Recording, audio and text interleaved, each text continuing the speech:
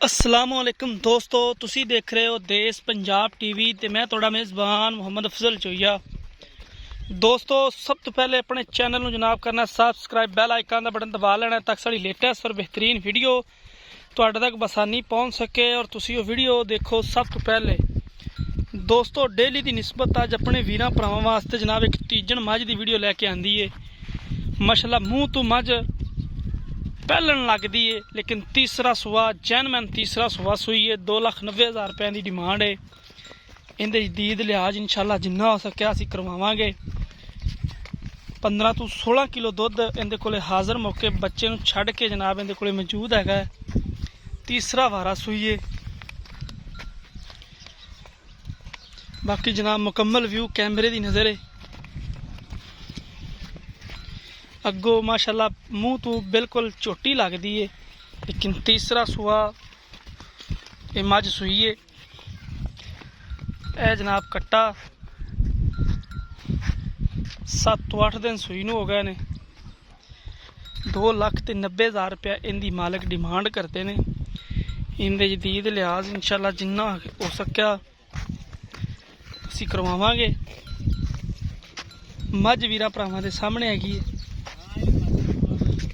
तसल्ली करनी मेरे वीरां ने, साडा काम हुंदा चीज़ दिखा देनी और वीरां दा काम है अपनी तसल्ली करके जानवर लैना। माशाअल्लाह टुरन फिरन वाली बार दे विच मझ बन के कदे नहीं मालकां पट्ठे पाए, क्योंकि टोरे फेरे वाली मझ है।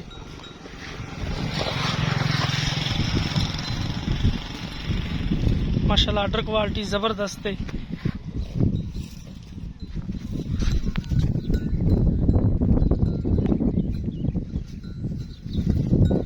आर्डर क्वालिटी माशाअल्लाह ज़बरदस्त है मझ दी। राबता नंबर डिस्क्रिप्शन च हुंदा 0307 351 8578। ये जनाब साढ़े व्हाट्सएप ते ईमो का नंबर हुंदा है। इस नंबर से जनाब तुसी कॉल करनी है तो मझ असीं रोकांगे और इहदे च जिन्ना भी हो सके इंशाअल्लाह दीद प्यार करवावांगे वीरां वास्ते, क्योंकि दीद लिहाज पहले थोड़ी मझ लिस्सी है, क्योंकि बाहर सारा दिन टुरदी है। ले आओ जिन्हों इन लै जाओ करे।